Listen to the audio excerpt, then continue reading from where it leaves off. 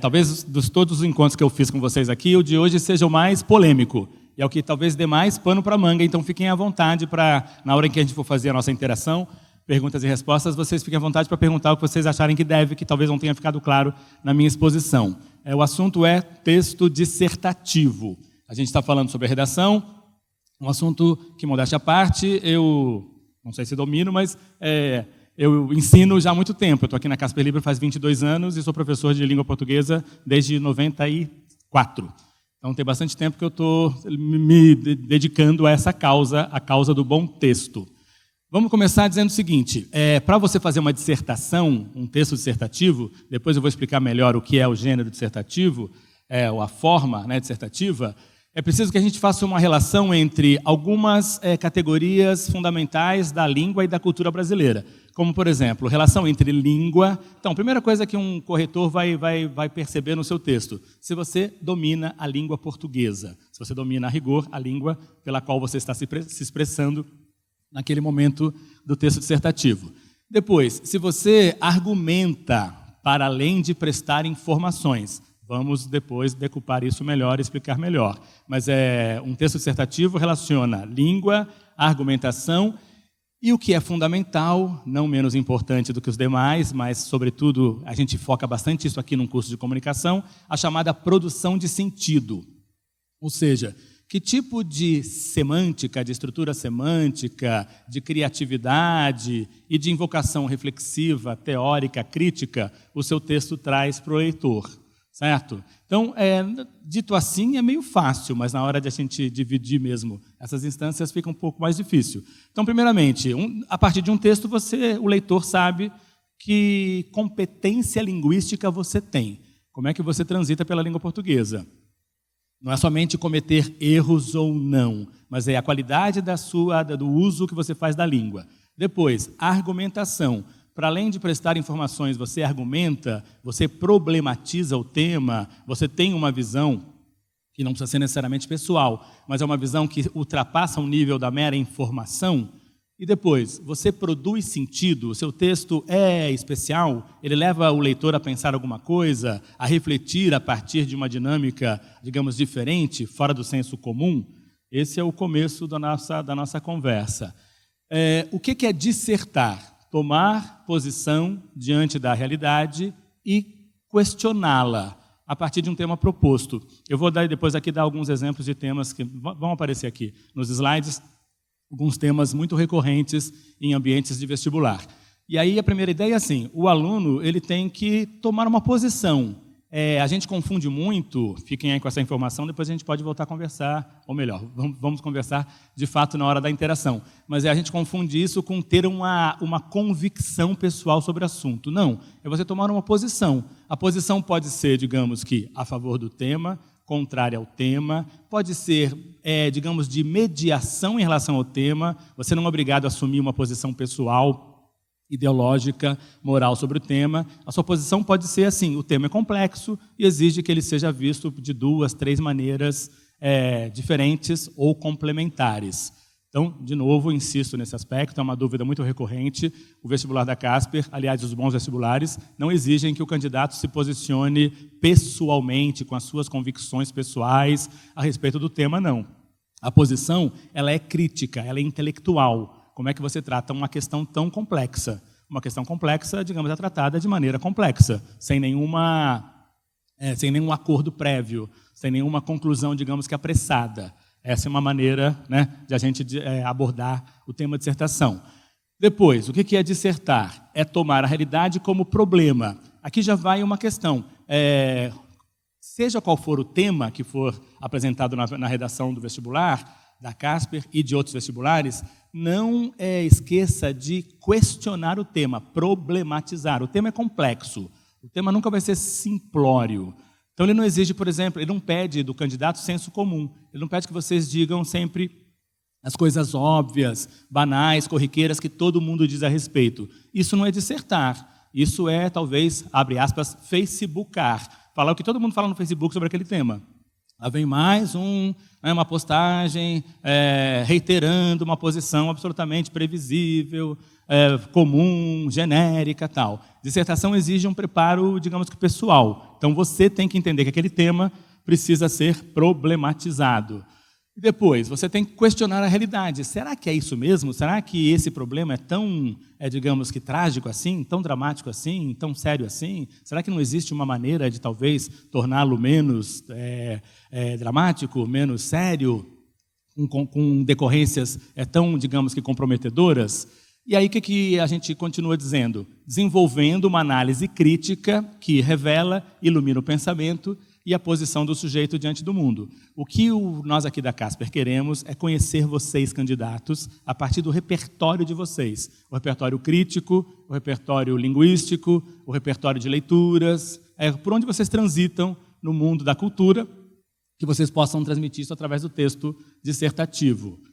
De novo, é uma atividade crítica. A palavra crítica tem a mesma raiz no grego de crise. Tem a mesma, digamos, formação etimológica. Ou seja, quando você faz uma crítica, você entra em crise. Você entra em crise o quê? Com os modos convencionais de lidar com o problema.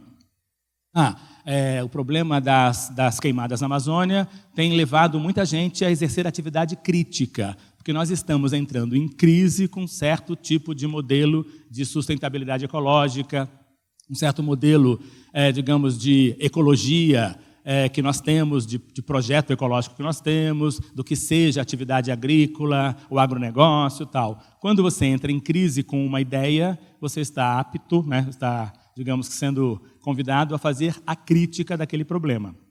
Crítica e crise, de novo, mesma raiz. E aí, o que a atividade crítica faz? Pede que você organize seu raciocínio. Você tem que, na verdade, organizar suas ideias. Depois também vai aparecer ali um slide especialmente sobre isso. Mas como é que você vai estruturar sua ideia? Qual que é a causa, talvez, do problema, ou as possíveis causas? Um problema complexo nunca tem uma causa única, claro. Quais são as decorrências, as consequências, tal. Aí, cada candidato tem um jeito de fazer. Você pode fazer um esquema antes, você pode fazer um desenho com algumas ideias, uma espécie de árvore, em que você organiza ali os galhos das suas ideias, você pode colocar isso já direto no papel. É meio difícil que você consiga, um texto dissertativo, em tão pouco tempo, já escrever de sola assim no papel. Mas também, dada a condição do tempo, talvez você prefira fazer assim. E aí, de novo, vejam que eu estou repetindo bastante essa ideia. E os argumentos que fundamentam a posição do sujeito diante do real questionado. Ou seja, a gente quer entender o que você tem a contribuir originalmente, ou então em termos culturais. A sua ideia original é sua? Ótimo, exponha ela com a vivacidade que ela tem. A sua ideia não é original? Tudo bem, exponha o ponto de vista ou argumentos de pessoas, digamos, autorizadas a fazer isso por você. E aí você está mostrando que você leu pessoas, teóricos, intelectuais, acadêmicos, autores, que pensam aquilo que você gostaria de ter pensado. É o famoso ele me representa. Talvez você possa expor um ponto de vista que não é seu, mas com o qual você concorde. O que tem que ficar muito claro aqui, dissertar não é narrar. Então, não conte histórias. Não conte, comigo esse problema da queimada na Amazônia é assim. Olha, uma vez eu fui para fulano de tal, para a minha casa da minha avó no interior e vi, blá, blá, blá, blá. Você, claro que pode citar trechos narrativos na sua dissertação, mas tem que ser uma operação sob controle. Tem que ser uma coisa que você perceba que é somente um exemplo narrativo dentro de um texto maior cuja estrutura é dissertativa. Tudo bem? Então, se você começar a usar verbos de ação e categoria de sujeito, personagem e tal, isso é narrar, isso não é dissertar. Provavelmente você vai ter uma nota muito baixa, senão você vai zerar a redação. Então não venha com era uma vez, no século XIX era assim, tal pessoa fez tal coisa, isso não é narrar, não. Tampouco descrever, tampouco você vai citar, digamos, características físicas ou psicológicas de objetos ou de personagens. Isso é descrição. Claro que você pode descrever um cenário, pode descrever uma personagem que seja fundamental para o entendimento daquele problema, mas isso não significa que você esteja dissertando. Então, de novo, se você usar isso, claro que todo texto dissertativo comporta dentro dele mesmo passagens narrativas e passagens dissertativas, mas toma cuidado para evitar de você transformar uma coisa na outra.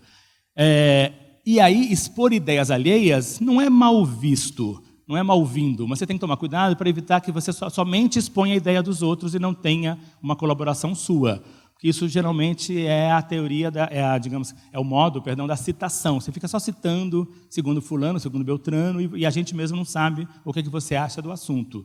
Expor é bem-vindo, sim, que mostra o nível de leitura que você tem sobre o tema, mas tome cuidado de você não fazer somente aquilo que nós chamamos de paráfrase. Paráfrase é você contar com as suas palavras aquilo que você leu de outra pessoa.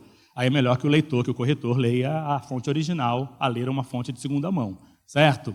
É preciso também que as ideias sejam vivas e expressivas, a fim de evitar a exposição de pontos de vista e de argumentos previsíveis e banais.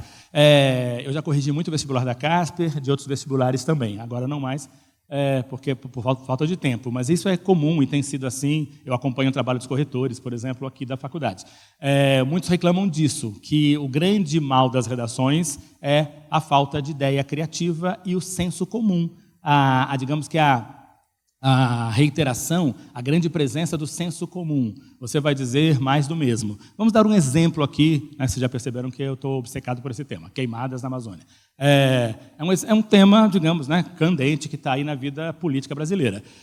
Se você for escrever uma redação sobre queimadas na Amazônia, dizendo, puxa vida, o ser humano está acabando com as florestas, e se for assim, daqui a alguns anos o Brasil vai acabar, o ecossistema vai acabar, o biossistema vai acabar, onde vamos parar, meu Deus? Isso é um exemplo clássico de senso comum. Acreditar, não que isso não seja verdade, mas apresentar dessa maneira, a natureza é alguma coisa que temos que preservar, e a extinção dela vai levar à extinção do homem, é um argumento por demais previsível, é banal, é muito, muito simplório de dizer.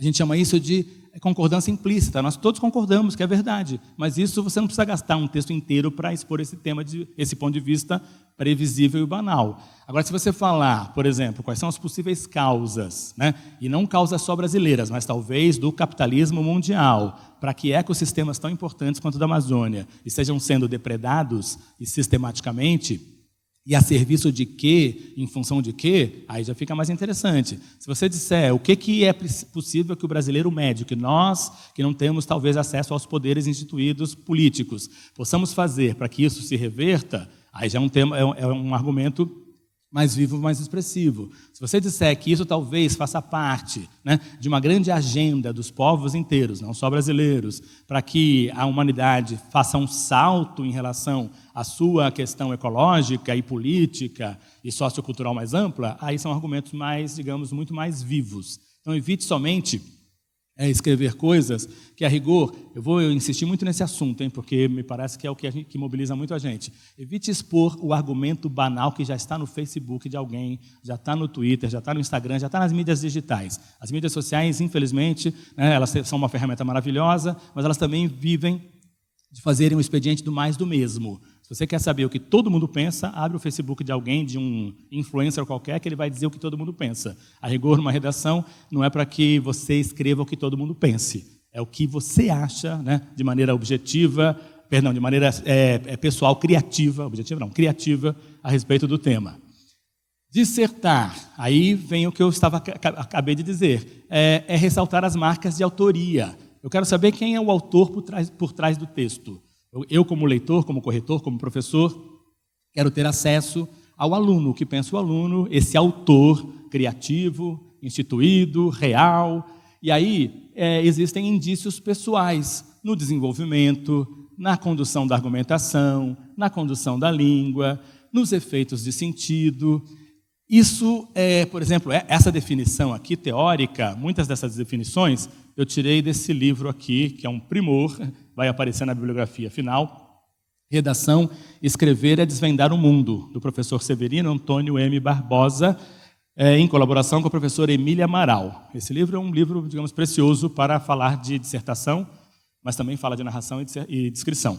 Essa definição aqui me parece muito boa para a gente depois discutir o momento que talvez mais polêmico do nosso encontro, que é assim, não existe modelo para fazer dissertação. A Casper Libero não vai priorizar o modelo que vocês aprendem no segundo grau, que é assim, primeiro parágrafo introdutório, introduzindo o tema de maneira mais ampla. Segundo e terceiro parágrafos, desenvolvendo o tema de maneira um pouco mais específica. Quarto parágrafo, dando exemplos concretos e tal. Quinto parágrafo, uma conclusão. Isso, para nós aqui, sinceramente, é uma bobagem. Não existe texto dissertativo assim. Se der tempo, a gente vai fazer... Débora, onde você está? A gente tem um kit de textos que a gente ficou de entregar. Eu não sei, Heloísa? Espera aí que eu vou chamar a atenção da moça ali. Tem um kit de textos que eu vou entregar para ele. Você sabe onde está? Vocês já estão com os textos? Por que vocês não falaram? Puxa vida. Obrigado. Eu fui enganado. A gente vai depois examinar esse kit de textos aí e vai ficar claro que não existe esse modelo, não existe esse padrão da dissertação. Então, a gente aprende na escola. E quando a gente vai fazer FUVEST, os vestibulares, né, clássicos, das públicas, de certa maneira, a escola diz que lá nessas universidades vai haver gente, vai haver fiscal, vai haver uma espécie de torquemada ali exigindo que o candidato faça daquela maneira. A boa dissertação, ela, na verdade, ela prioriza as marcas de autoria, a inventividade e a criatividade. Você pode começar citando um caso, você pode começar citando uma música popular brasileira, você pode começar fazendo uma pergunta direta para o leitor da redação, você pode começar de N maneiras. Você não é obrigado a começar uma redação dizendo, desde tempos imemoriais, passando pela Revolução Farroupilha até chegar aos dias de hoje, porque é sempre assim que uma redação convencional começa. Dizendo uma coisa muito antiga, e aí selecionando 2 ou 3 momentos da história da humanidade que o candidato acha relevantes para mostrar que ele sabe história. Isso é uma bobagem. Depois vem o famoso desenvolvimento e aquela conclusão assim, como quisemos demonstrar, como pudemos expor nossas ideias, tal, e é um conectivo. Isso é uma expressão, mas a rigor, às vezes, o texto final não tem nada a ver com o que o candidato disse antes, escreveu antes. Então, pensem que essas coisas são coisas muito, digamos, protocolares, muito vazias de sentido. Vai ficar mais claro aqui. Ainda dissertar digamos que, fazer um exercício de consciência crítica. Fiquem com isso. Se vocês tiverem que pensar nesse bendito tema da Amazônia, pensem...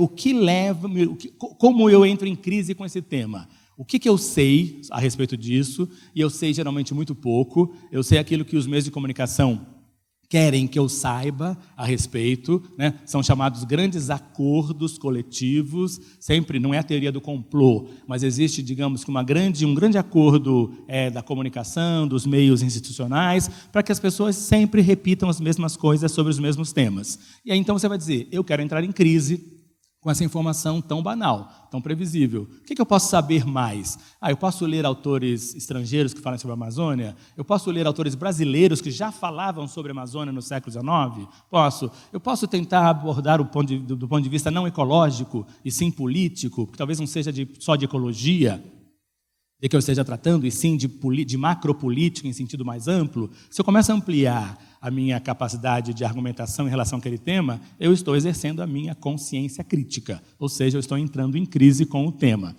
Assim, a dissertação não pode ser confundida com narração, nem com a simples exposição de ideias, de argumentos de outras pessoas. Senão, de novo, isso a gente chama de paráfrase. Se eu fico só contando o que alguém me disse, eu estou parafraseando aquela pessoa. Dissertação. Diante de um tema, as ideias não surgem assim do nada. Você tem que se organizar, tem que haver uma espécie de esquema que você faça argumentativo. Primeira coisa fundamental na dissertação, o pensamento tem que estar aberto às contradições. Então, não vale a pena você defender uma convicção na dissertação. Você não precisa defender um ponto de vista até a morte, até, digamos, a sua radicalidade. Não, você pode dizer que o tema é complexo, que ele exige, digamos, uma coisa contraditória. O Brasil, de certa maneira, teve um incremento econômico explorando a atividade agropastoril, mas para isso houve uma perda, digamos que trágica em relação à nossa capacidade do nosso ecossistema, a nossa capacidade ecológica. É uma contradição. Ficamos um país mais rico, ao mesmo tempo mais rico em termos de insumos agrícolas e mais pobres em termos de recursos de biodiversidade. Essa é uma contradição. Todo grande tema exige que o aluno faça essa oposição. Às vezes é um paradoxo e às vezes é uma contradição. As coisas são opostas, mas são opostas complementares. E um bom texto dissertativo, ele se abre a um conflito. A questão é conflitiva, é conflituosa, certo? Você tem que pensar que uma dissertação não vai resolver, não é uma convicção, não é uma crença. Ela é um problema, é para você discutir mesmo um problema. Então, todos os temas dos grandes vestibulares são temas problemáticos. Se fosse a questão da imigração, digamos, africana, né, ou asiática na Europa, é um tema problemático, causa muitos problemas ali sociais, aquela ocorrência, né, a ocorrência de imigrantes sistematicamente chegando nas praias, por exemplo, europeias, e ao mesmo tempo é uma questão que o mundo inteiro está se vendo às voltas de, né, faz parte, digamos, de uma assimetria do capitalismo internacional. O capitalismo internacional está produzindo imigrantes em série, está produzindo, digamos que, desvalidos em série. Não é fácil, não é numa canetada obrigando que os imigrantes voltem para os seus lugares que a gente vai resolver o problema. Todos os problemas são complexos e, digamos, conflitantes. Então, é o processo. Eu sei que vocês têm pouco tempo para fazer a redação lá, né? Vocês não fazem numa situação de ideal, mas dá para vocês criarem esse pequeno processo. Questione o tema, emitindo um ponto de vista e um argumento básico. Então, pense assim, o que é comum você pensar sobre aquele tema? Normalmente é o pensamento do Facebook, é aquilo que você posta nas mídias digitais. Fica com aquilo, mas não faça daquilo um grande tópico a ser desenvolvido, não. Aquilo é o senso comum, mas você tem que partir de algum lugar, claro. Depois, pense no ponto de vista oposto. É um ótimo exercício de democracia, inclusive. Se coloque no lugar do outro. Um outro pensa diferente de você. Qual é o argumento que ele tem contrário ao seu? Certo? Depois, tome o tema como problema e faça um levantamento do seu contexto. Não é mero jogo de palavras. Todo texto, produção textual escrita, exige um contexto. De onde você parte para escrever o texto? E às vezes os textos são muito pobres porque não tem contexto. Um texto muito simplório, muito simples, é um texto que está ali somente, né, ao pé da letra. As coisas são ditas ao pé da letra. Um bom texto argumentativo vai fazer com que você, né, o leitor, perceba que por trás do texto há um contexto. O texto na companhia de alguma coisa. Faça uma colheita de ideias. Se você tiver tempo, coloca lá no papel, num rascunho, todas as ideias possíveis, né, imagináveis, de estarem relacionadas àquele tema, certo? Alguém disse recentemente, né, um cientista famoso, que a Amazônia corre risco de savanização, de ocorrer aquilo que na África ocorreu, né, de transformar a floresta em savana. Essa é uma bela ideia, e é uma ideia meio como uma ameaça, né? Falar do agronegócio é importante porque está ligado às queimadas da Amazônia. Falar do interesse, talvez, de um capitalismo predatório é um outro tema relevante. Falar de que países que já dilapidaram suas florestas originalmente, sejam na Europa, na América do Norte e tal, e agora estão posando, digamos, de guardiões da floresta, também é um problema. Claro, eles estão sendo, talvez, hipócritas, eles não fizeram a lição de casa e agora querem fazer a lição conosco, né, terceiro mundo, mas, por outro lado, eles estão preocupados, já que eles também já dilapidaram os seus ecossistemas originais. E aí você vai citando várias coisas complexas, né? De novo, não se preocupe em defender um único ponto de vista, uma convicção, uma crença, porque isso não é dissertação. Esses são elementos antidissertativos. Faça uma análise dessas ideias e relacione com o tema, certo? Com o ponto de vista e o argumento básico. Depois, você vai fazer aquilo que todo editor faz. Você vai selecionar ideias muito boas. Nesse momento que você vai peneirar, vai dizer, olha, aqui tem uma ideia legal, acho que eu vou desenvolvê-la melhor. E você vai descartar as ideias que são previsíveis. Falar, mas isso todo mundo já sabe. Sabe aquela coisa do grupo do WhatsApp da tia? Quando a tia posta aquilo no WhatsApp, aquela ideia super convencional, que todo mundo sabe, aquela ideia moralista, previsível, tal, você fala, isso não vai dar boa redação, né? O WhatsApp da tia geralmente não dá boa redação. Faça um esboço da sequência de apresentação das ideias escolhidas. E aí é o momento que você vai organizar o texto, e não pensando naquilo. Primeiro parágrafo, introdução. Segundo, terceiro, desenvolvimento. Quarto, introdução de exemplos. Quinto, conclusão. Esqueça qualquer esquema. É no momento que as ideias surgem, é da força das ideias que você vai organizar o seu texto. É a partir dali que você vai dizer, meu texto pode começar eu fazendo uma citação de um livro famoso da literatura brasileira ou estrangeira. Lembra isso, certo? Esse tema lembra tal passagem do livro. O meu texto vai começar contando a história de um filme, de uma minissérie. Se a gente for falar, por exemplo, sobre desequilíbrio ecológico, mesmo que seja a Amazônia, você pode citar a minissérie Chernobyl, do HBO, e dizer, olha, tal como aconteceu na União Soviética, nos anos 70, blá, blá, blá, blá, blá, blá, o Brasil está vivendo o seu momento, talvez, de catástrofe ecológica. Você pode fazer essa citação, porque o leitor, o avaliador, vai perceber que você tem repertório, que você consegue juntar coisas, digamos que díspares, mas não, claro, que incongruentes. Elas são distantes no tempo e no espaço, mas você faz uma relação muito, muito possível, né? E você pode chegar a uma conclusão, um argumento que há muito tempo, né, digamos que quando a industrialização do mundo se tornou uma coisa imperiosa, os governos mundo afora, né, eles trocam, digamos que o bem-estar das pessoas e a garantia, digamos, da qualidade de vida por uma atividade econômica, digamos que predatória. Nesse sentido, a atividade nuclear russa, soviética, tem relação com a atividade do agronegócio brasileiro, como faz relação com várias atividades industriais, econômicas, tal, de nível predatório, de assento predatório. A gente percebeu que vocês fizeram uma relação, digamos que complexa. Tudo bem? Como introduzir o assunto? Há milhões de possibilidades. Eu estou colocando aqui, são orientações muito abertas, né?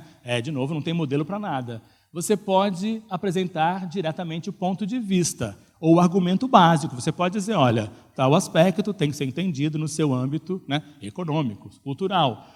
Ou uma definição.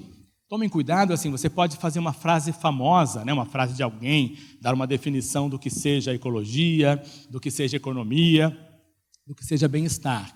Tome cuidado, e aí é quase que na base da dica, para que você não faça definições, alusões, citações de coisas da chamada indústria cultural muito ampla, que talvez mostrem mais que você não tem repertório. Se você vai citar, cita os livros do vestibular. Faz sentido. A questão ecológica tem tudo a ver com Sagarana, certo? Se você for discutir uma questão social, da diferença sociocultural brasileira, das famosas assimetrias que nós no Brasil vemos há muito tempo, cite lá Minha Vida de Menina. Helena Morley já fala sobre isso no século XIX. Né?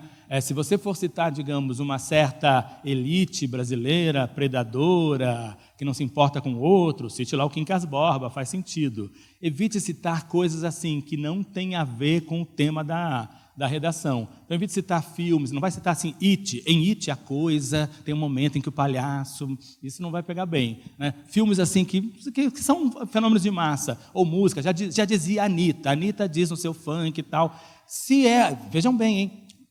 Estou fazendo essa consideração. Se você vai falar do papel da mulher, por exemplo, e como a mulher está assumindo um protagonismo, cabe totalmente se você citar a Anitta e as letras dela e o empoderamento feminino. Agora, se você citar isso num ambiente político que não diz respeito diretamente a ela, aí vai ficar uma situação incongruente. Uma análise, uma síntese, uma citação, eu acabei de falar, uma analogia. Se você fizer analogia entre Chernobyl e Amazônia, é uma analogia sustentável. Alguns dados estatísticos, tome cuidado, porque alguns dados têm que ser verificáveis, você não vai poder citar da sua cabeça, você tem que dar, de certa maneira, a fonte. Por exemplo, alguns fatos representativos, o ponto de vista oposto, para ser refutado, uma narrativa breve, uma descrição, uma indagação. Vamos parar aqui. Tem 3 níveis de argumentos que podem ser construídos numa dissertação. Normalmente, existem 3 níveis, digamos, de material semântico que uma dissertação, a rigor, qualquer ato de comunicação, comunica. O primeiro é o dado. Existem coisas que são dados. Dados não são informações. Informações não são argumentos. Então, vamos devagar. Existe um dado que eu ouvi na Rádio Cultura vindo para cá sexta-feira passada. Liguei o rádio lá e havia um dado obtido de uma pesquisa. 38% da população negra no Brasil, somente 38%, consome alimentos in natura. Consome frutas e verduras frescas, tal. Essa porcentagem na população branca é muito mais alta. Isso é um dado. A pesquisa quis saber quanto que a população negra consome de alimentos in natura e quanto que a população branca consome. E ela chegou a esse resultado. O dado, um elemento estatístico, é um elemento matemático, é um elemento que vai subsidiar uma informação, mas ele em si não é uma informação. Quem vai fazer jornalismo aqui vai aprender, se é que já não sabe. O jornalista pega o dado e transforma em informação. E a informação é assim: puxa vida, somente 38% da população brasileira consome alimentos in natura, o que leva à conclusão, ou que leva à situação de que a população negra brasileira vive uma situação, digamos que, de saúde pública, né, de piores condições do que a população branca. Os negros não se alimentam tão bem quanto os brancos. E aí a informação pode ser completada, porque, historicamente, a população negra brasileira está marginalizada, blá, blá, blá, blá, blá, blá. Se eu pego esse dado e o jornalista transforma ele em uma informação, a partir dessa informação, eu crio um argumento. E o argumento é assim: puxa vida, porque talvez o Brasil seja um país ainda de mentalidade colonial, que ainda vive uma tragédia social chamada escravidão e outra tragédia chamada latifúndio, cujos impactos na vida social ainda são presentes, o que leva esse, digamos, dado, de novo insistindo esse dado, a repercutir há muito tempo, há 200, 300 anos, a indigente, a terrível, né, a tirânica instituição da escravidão entre nós. Aí é um argumento. Tudo bem? O dado era o que é facilmente verificável. O dado é aquilo que essa máquina chamada Sprinter faz quando ela percebe que essa sala está muito quente, ela recebe um dado. A temperatura da sala está muito quente. Aí ela transforma o dado numa ação. Ela vai jogar água em cima da sala, de quem estiver na sala, porque ela prevê, né, a máquina não é inteligente a esse ponto de fazer abstração, mas ela está programada para, esquentou demais, eu abro o meu canal aqui e inundo a sala, né, e combato o possível incêndio. Esse é um dado. Nós, seres humanos, vamos transformar isso em informação. Olha só que coisa interessante, essa máquina faz essa leitura assim, assada, ela está preparada, tal. E aí eu transformo isso em argumento.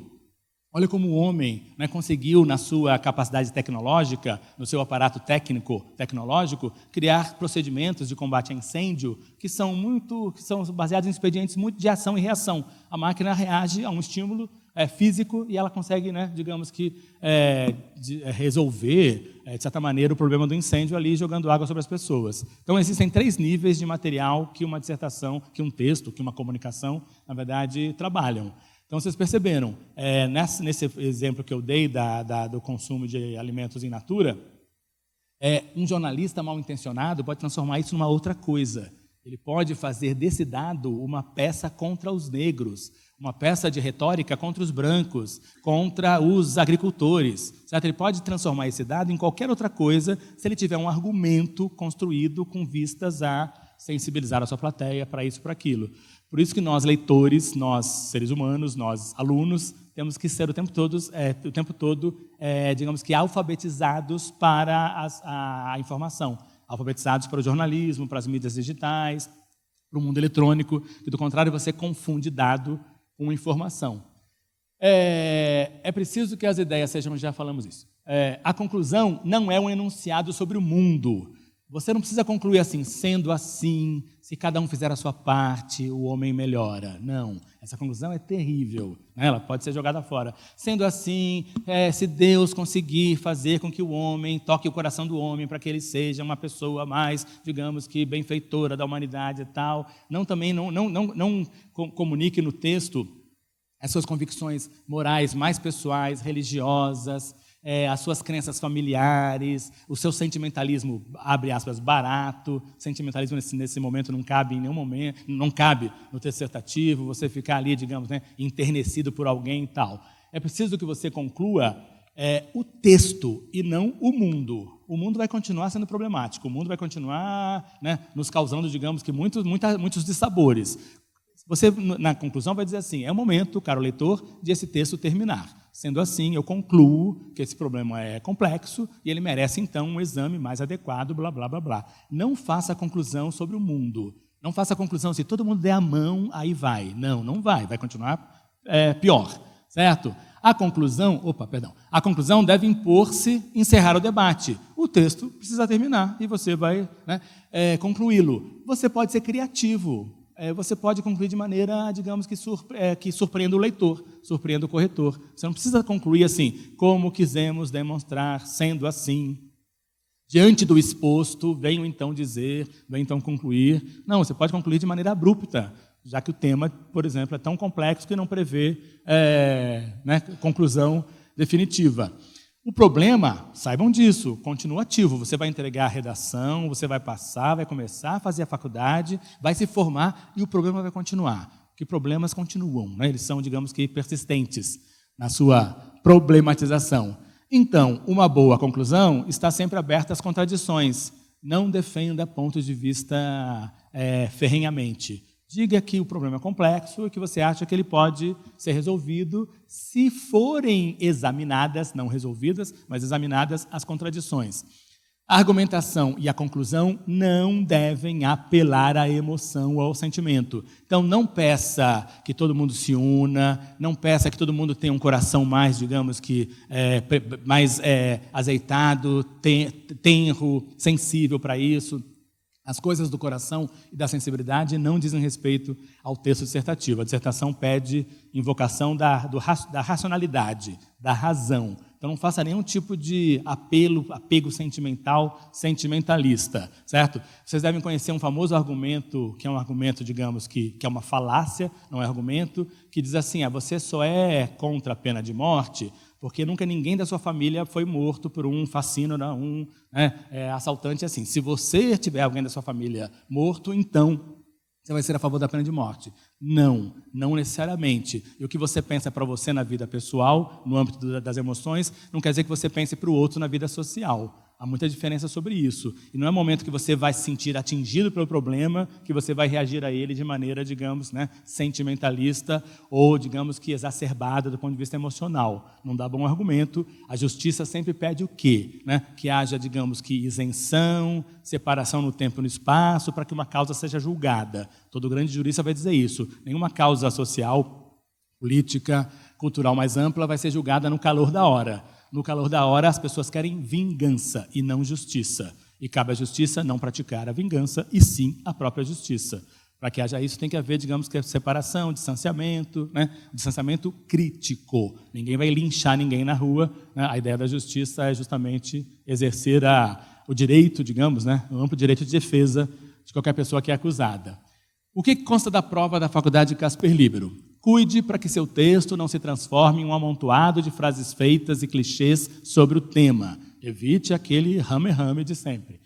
Procure desenvolver um ponto de vista articulado e expressivo sobre o assunto abordado, expondo as ideias de modo coerente. O texto deve ser escrito na variante culta formal da língua portuguesa. Portanto, não use gírias e certos recursos expressivos muito informais, a menos que eles tenham a chamada intencionalidade estética. Eu quero chamar a atenção para uma gíria. Aí você usa, de preferência, coloca entre aspas. Eu quero chamar a atenção para um senso comum. Você usa, de preferência, coloca entre aspas. Quando você coloca entre aspas, você está chamando a atenção para mim, leitor, de que você está usando com intenção. Intencionalmente, aquele uso foi intencional. Do contrário, parece que você não tem repertório. Você fica só ali usando uma linguagem que é da vida, digamos que ordinária. O momento da dissertação é um momento extraordinário. Você vai tentar se distinguir diante de todos os outros candidatos. Embora se trate de um texto dissertativo em prosa, é plenamente possível que o candidato se expresse na primeira, na segunda ou na terceira pessoa do discurso.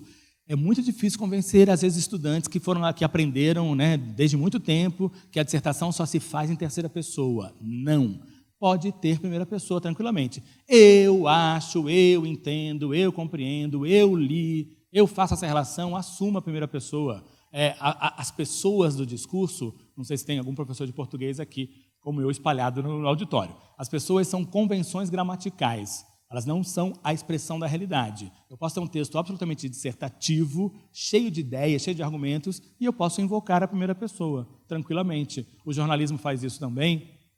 A academia cada vez mais aceita trabalhos analíticos em que a pessoa se coloca como a própria, digamos, expressão da subjetividade dentro do texto. Pode ser, de maneira muito original, em segunda pessoa. Ei, você, caro leitor, Eu não corrijo mais. Mas podia ser assim, caro El, estou escrevendo para você o seguinte, esse texto eu pensei, o que você acha disso? Hein, rapaz? Certo? Você pode brincar com marcas de vocativo, fazendo uma conversa ativa. Teve uma vez que a redação pediu que fosse um e-mail que você mandasse, em que você apresentasse, problematizasse uma questão dissertativa, mas por meio de um e-mail que você mandasse para alguém com quem você tem uma interlocução.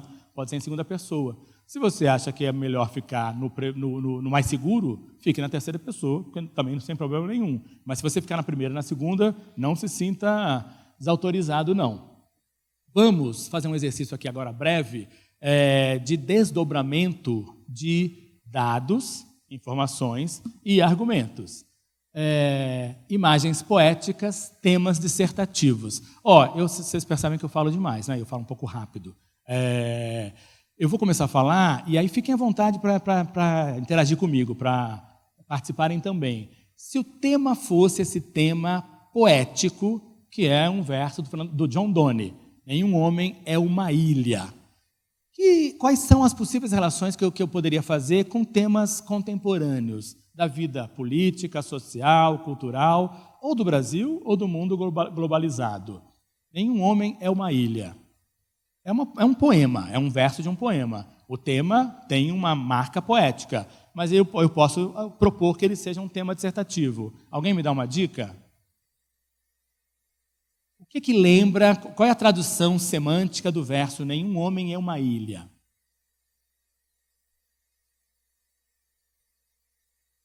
Tudo bem, próxima pergunta. Me ajudem aqui, certo?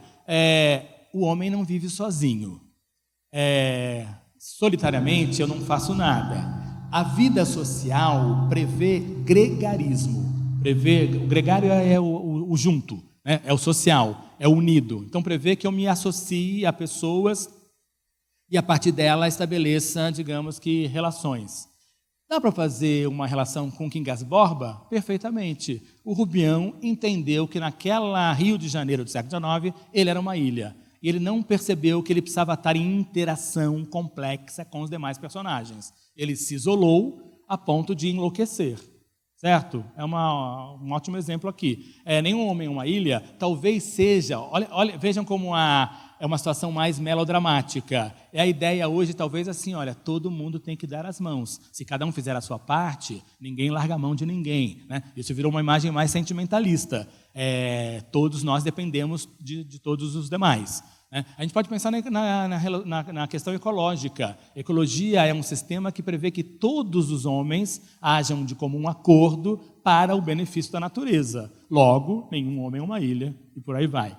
Um galo sozinho não tece uma manhã, João Cabral de Melo Neto. Parece muito parecido com o primeiro verso de John Donne. De novo, o homem não é um animal, digamos que isolado, o homem é um animal social, o homem é um animal de tipo gregário, certo? E aí esse verso belíssimo de João Cabral de Melo Neto lembra um ditado muito, muito popular, que é a união faz a força, certo? Todos juntos podemos transformar isso num projeto. Tem várias possibilidades. Raul Seixas, né? Sonho que se sonha só, digamos, é somente um sonho. Sonho que se sonha coletivamente é um projeto. E aí vira, digamos que uma expressão social. Tudo vale a pena se a alma não é pequena. Fernando Pessoa. O que está implícito nessa ideia aqui? Se o sujeito não se apequena, se o sujeito não pensa pequeno, se o sujeito não é, digamos que, modesto na sua ambição, aí então o mundo vai ser desbravado. Aí o mundo então vai, digamos que, se abrir para a novidade dele mesmo, o mundo. Ou seja, a ousadia. Eu posso fazer disso uma marca de uma palavra hoje muito comum na vida social, que é empreendedorismo. Cada um de nós pode empreender, mas pode empreender, digamos, por uma empresa mesmo econômica, né, de resultados financeiros, por exemplo, ou pode empreender em benefício da sua própria liberdade. Se eu não me intimidar, eu posso, né, digamos, fazer as coisas com a extrema liberdade que elas me dão. Como que esse verso está na base da própria civilização humana? A civilização humana é calcada em quê? Em relação à inteligência. Em algum momento, os seres que vieram antes de nós perceberam que se eles estivessem intimidados diante das suas possibilidades reais, eles não fariam nada. E a ciência nasce quando o homem ousa, digamos que, interagir ou até, digamos que, intervir no ambiente natural. Aí o homem cria a ciência, cria o fogo, por exemplo, né? E aí cria a roda. Quando o homem ousa sair da sua esfera meramente natural e invade o ambiente, digamos, né, natural mais amplo, não só o corpo humano, mas os elementos da natureza, ele está produzindo ciência. Logo, tudo vale a pena se a alma não é pequena. Navegar é preciso, viver não é preciso. Fernando Pessoa, que também era o lema da Escola de Sagres, a gente aprende isso na escola. Qual que é o sentido outro da palavra preciso, que talvez não fique claro na primeira leitura do verso do Fernando Pessoa? É preciso de ser necessário ou é preciso de precisão? Né? Navegar para os portugueses da Escola de Sagres é preciso. Eles navegam com todos os instrumentos, tendo em favor de si a ciência, a racionalidade, né? A precisão, não a necessidade. Vejam que, né, dá para fazer uma brincadeira semântica com essa palavra. Ainda não estamos habituados com o mundo. Nascer é muito comprido. Murilo Mendes. Nossa, o ser humano é complexo. E nascer é somente um elemento de uma coisa maior chamada vida.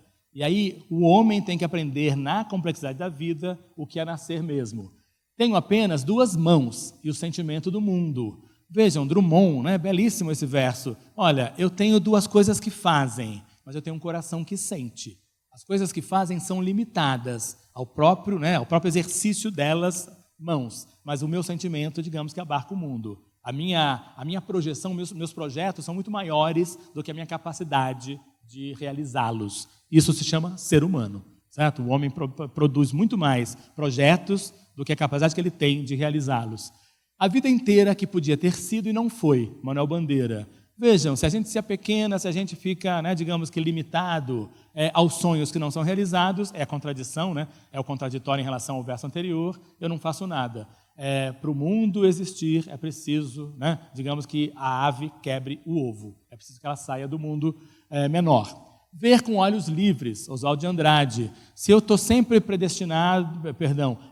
determinado a ver as coisas do mesmo jeito, eu não tenho uma visão ampla das coisas. Eu só fico rico, eu só entro em atividade crítica, só entro em crise, se eu me abro para as complexidades do entorno. Se eu somente olho aqui para essa, né, parte da plateia, estou esquecendo que existem também partes laterais tão importantes quanto eu preciso olhar essa plateia com olhos livres. Temas. Sugeri aqui alguns temas para a gente desdobrar. Ciência e tecnologia seria a área temática. Um tema possível, a interação entre o homem e a máquina. Alguns autores contemporâneos, da filosofia contemporânea, já estão chamando isso de filosofia ciborgue. A filosofia que diz que o homem já está interagindo com a máquina. Essa interação ainda é sob controle. A ficção científica, né, que é ficção, não é ciência, mas parte de alguns acordos da ciência, está apontando para um mundo mais assustador. Vai chegar um momento em que a máquina vai controlar o homem, vai chegar um momento em que o homem vai fazer coisas estimulado pela máquina e vai perder então a sua categoria da vontade. Aí pensem assim, é um bom argumento, hein? Argumento. O homem é definido porque ele tem uma coisa que os outros animais não têm, vontade consciente. O homem tem vontade, ele vai e faz. O animal tem vontade escravizado pela natureza. Ele faz aquilo que a natureza determine que ele faça. O homem projeta, o homem retarda, o homem antecipa, o homem controla a sua vontade. A vontade dele é totalmente consciente. Mas se a máquina entra no corpo humano e começa, digamos, que a influenciar essa vontade consciente, o homem talvez esteja perdendo a sua capacidade de autonomia. Eu quebrei o braço faz 2 anos, eu tenho um pino aqui no braço esquerdo. Esse pino é uma interação, né, digamos que artificial dentro do meu corpo, mas eu ainda domino totalmente a vontade de mexer na minha mão. Digamos que esse pino, não é o caso dele, ele determinasse o momento em que minha mão se abre ou não. Eu perderia autonomia sobre o meu próprio corpo. Se um homem perde autonomia sobre o seu próprio corpo, esse homem está deixando de ser homem. Está talvez sendo determinado pela máquina. Isso um pouco a filosofia ciborgue discute. Em que momento a interação homem-máquina vai ser tão complexa que o homem vai perder o seu direito da autonomia? É digamos que uma boa abordagem para esse tema. A tecnologia é como faca de dois gumes. Ela ajuda e ela atrapalha. Ela vem para melhorar o homem na sua produtividade e ela pode limitar, né, o homem na sua produtividade. Nós temos uma coisinha chamada celular, que é o resultado de uma ampla evolução tecnológica, que tem nos escravizado bastante, que tem criado uma coisa que é desconcentração da atenção, falta de foco e tal. O celular é uma coisa maravilhosa, nos ajuda a nos comunicarmos com o mundo ao redor e, ao mesmo tempo, nos escraviza na nossa, digamos que, atenção produtiva, produtivista, faca de dois gumes. A função social da ciência.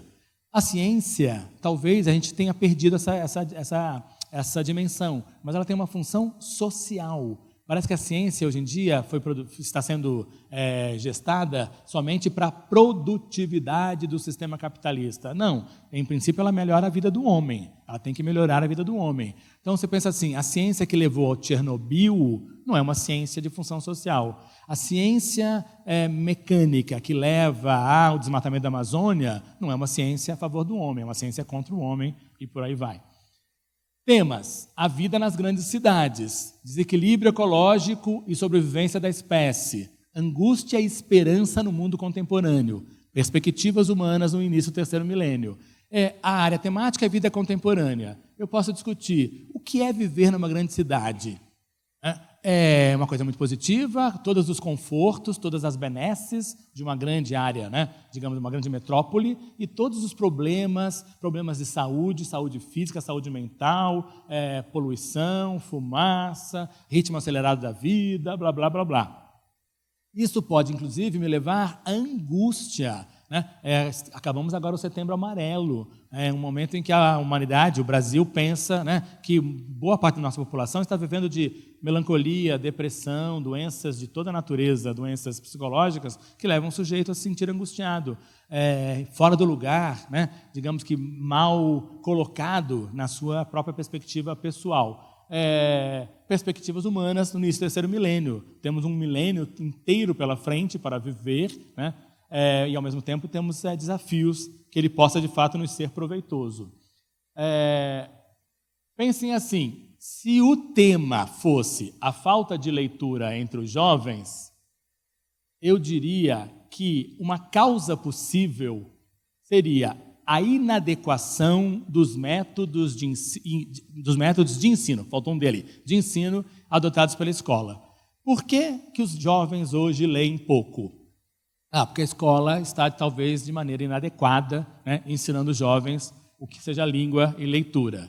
Outra causa possível, o caráter predominantemente visual da cultura de massa. Olha, a cultura hoje ela é visual, então os jovens leem menos, talvez seja uma tendência dos tempos contemporâneos. Outra causa possível, o aceleramento do ritmo da vida no contexto do capitalismo. A vida hoje é acelerada, ninguém mais tem tempo de parar para ler. Ler demora 1, 2, 3 horas. Essas são causas possíveis.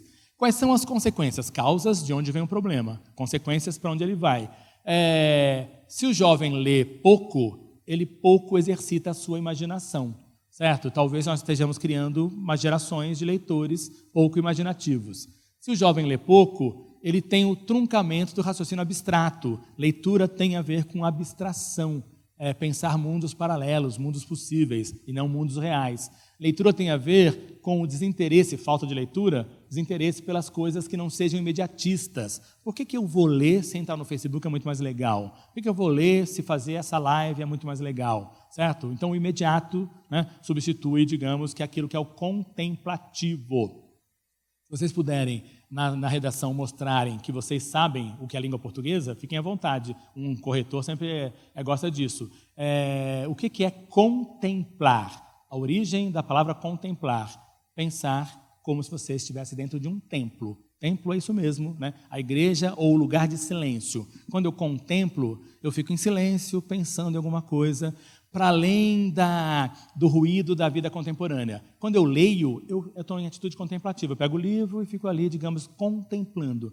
Como se eu estivesse numa igreja interior, eu e o autor, eu e o personagem, tal, em franco diálogo um com o outro, sem o ruído, né, da vida eletrônica. Ou é uma causa da causa. Vejam só, a causa é a inadequação dos métodos de ensino adotados pela escola. Qual que é uma causa dessa causa? O que vem antes disso?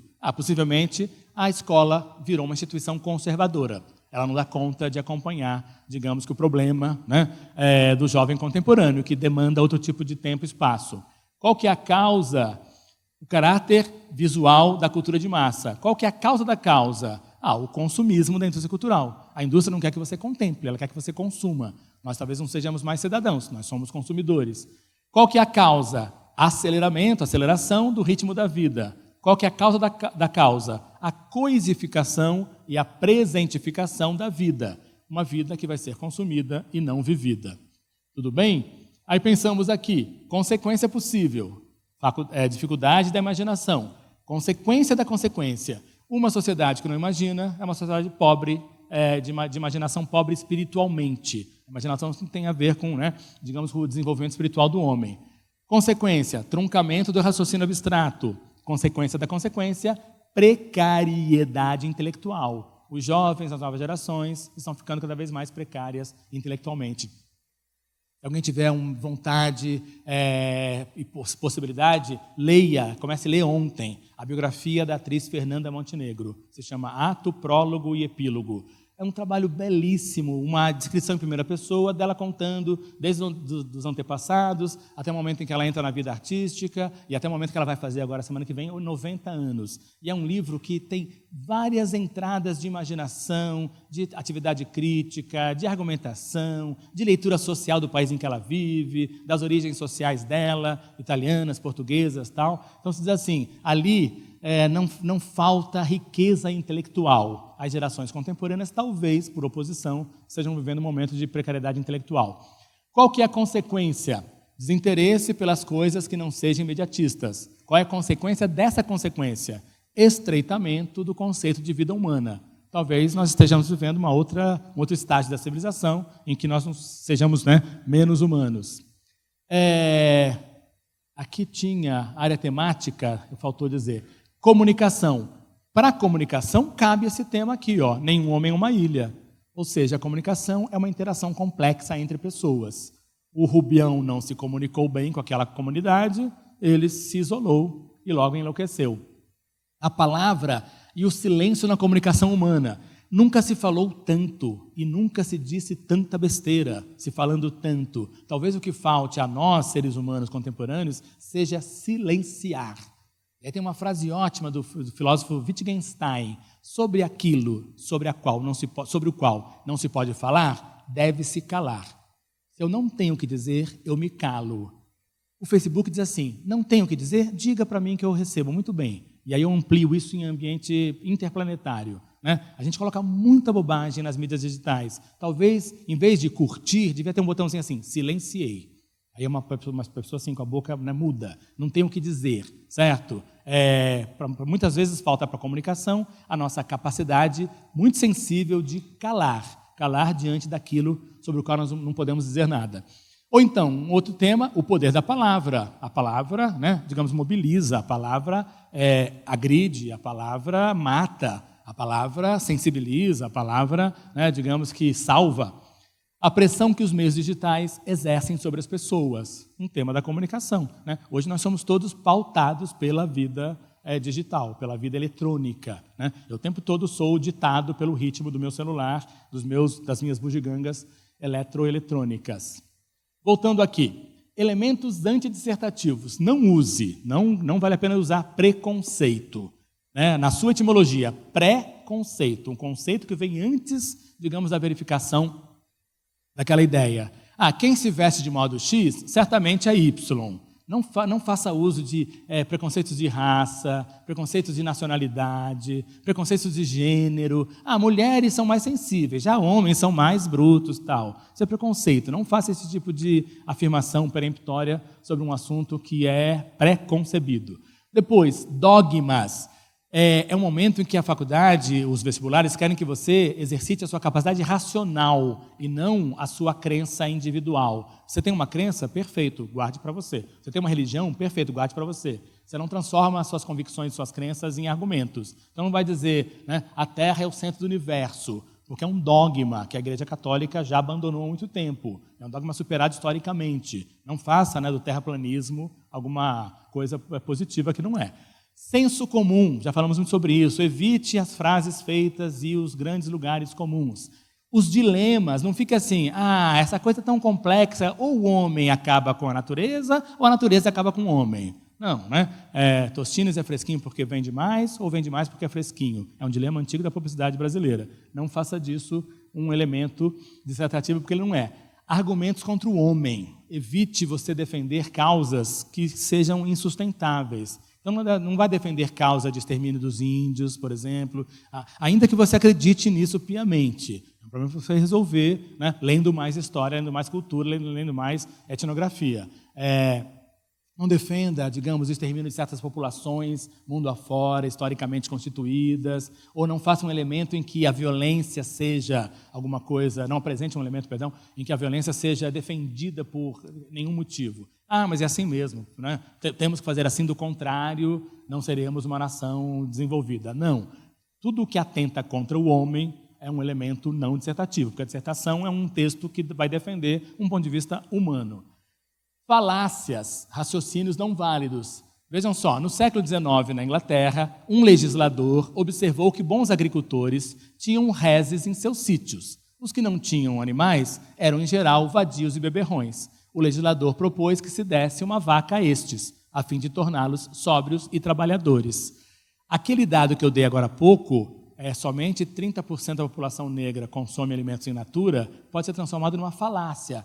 Por quê? Porque os negros não gostam de verdura. Só isso. É uma falácia, certo? É porque a razão, provavelmente a razão socioeconômica os negros não têm bons salários, não têm acesso às benesses que a população branca normalmente tem, e estão, digamos, né, numa relação econômica ativa em desprestígio, em desvantagem em relação aos brancos. Dizer, porque eles preferem argumento industrializado. É uma falácia, é uma ironia, né, e é uma falácia, sarcástica, muitas vezes.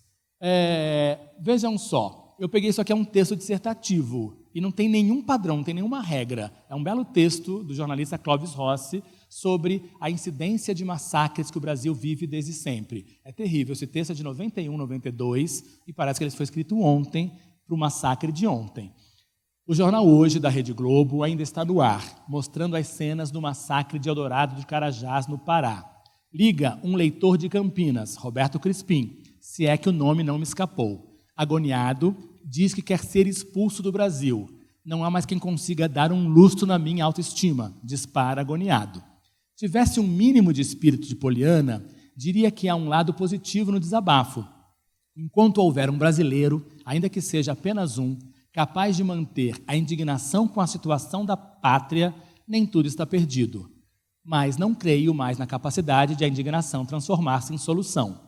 A verdade, nua e crua, é que a única coisa just in time no Brasil real, no Brasil longe das fachadas dos shopping centers, é a ocorrência de massacres. Esses sim chegam just in time. Carandiru, Corumbiara, Caruaru, Candelária, Vigário Geral, Chapuri de Chico Mendes, as chacinas de cada fim de semana na periferia de São Paulo. É uma atrás da outra. Todas impunes. Agora, Eldorado de Carajás. Que nome para se matar gente, meu Deus. De novo, vai se discutir se os sem terra são ou não bandidos. Se a polícia militar é bem ou mal preparada. Se o governador do estado é frouxo ou não. Haverá mais algumas cruzes toscas à beira do caminho. Alguns escreveremos escritos indignados. Outros farão discursos não menos indignados. Celebrar-se-ão missas em homenagens aos mortos. Haverá outro rigoroso inquérito. E logo, Eldorado de Carajás irá para os arquivos da Memória Nacional. Depois, just in time, virá outro massacre. E ainda assim, haverá quem não se acanhe em falar de modernidade. O texto é brilhante, é perfeito, e diz, olha, a ocorrência de massacres no Brasil é seriada, é fruto de um projeto de extermínio maior, começou há muito tempo, não vai terminar, porque nós estamos sempre indignados e não fazemos nada, os políticos não fazem nada, e a ocorrência é cíclica, não tem começo, não tem fim. Certo? Mais do que lamentar a morte de alguém, claro que ele tem todo o direito de lamentar, mas lamentação seria aqui num caso muito sentimentalista, somente para prestar, digamos que apoio à causa da vítima. Ele está dizendo, brasileiro, abre o olho, o massacre ele é sistêmico, ele vai acontecer sempre, porque a violência no Brasil é fruto de uma coisa, digamos, imemorial, atávica. né? Que não tem começo, não tem fim. E aí é um texto que não tem um padrão. Começa de um jeito, termina de outro, faz citação, faz brincadeiras com aspas. Não é um texto, digamos, né, modelar. Argumentação versus dissertação. Criolo, alô Foucault. Você quer saber o que é loucura? É ver Hobsbawm na mão dos boy, Maquiavel nessa leitura. É ver moleque de 10 anos com uma arma na cintura. É achar que teu 12 de condomínio não carrega a mesma culpa. É salto alto, é MD, é absolute. Suco de fruta. Mas nem todo mundo é feliz nessa fé absoluta. Calma, filha, que esse doce não é sal de fruta. Azedar é a meta. Tá bom ou quer mais açúcar? O Criolo está discutindo violência urbana no Brasil, usando linguagem própria, certo? Linguagem da periferia, da qual ele se apropria poeticamente e faz um texto expressivo, criativo, altamente crítico, né? Sarcástico, em provocar, né? A idealizada menina, digamos, de classe média, que vai fazer da relação com a periferia somente uma relação de consumo. Muito interessante aqui, e de novo não tem padrão algum de responder, né? Primeiro parágrafo inicial, depois desenvolvimento e conclusão. Eu peguei isso tudo aqui do Severino, como já mostrei o livro, Redação, Escrever e Desvendar o Mundo, Otton Moacir Garcia, Comunicação em Prosa Moderna, Aprenda a Escrever Aprendendo a Pensar, e Olivier Reboul, Introdução à Retórica. Eu acho que não vai dar tempo, eu proporia um exercício de leitura com o que vocês têm aqui, mas acho que não vai dar tempo, eu prefiro que a gente abra para perguntas e respostas, depois eu sugiro que vocês façam com esse texto, com esses textos que vocês receberam.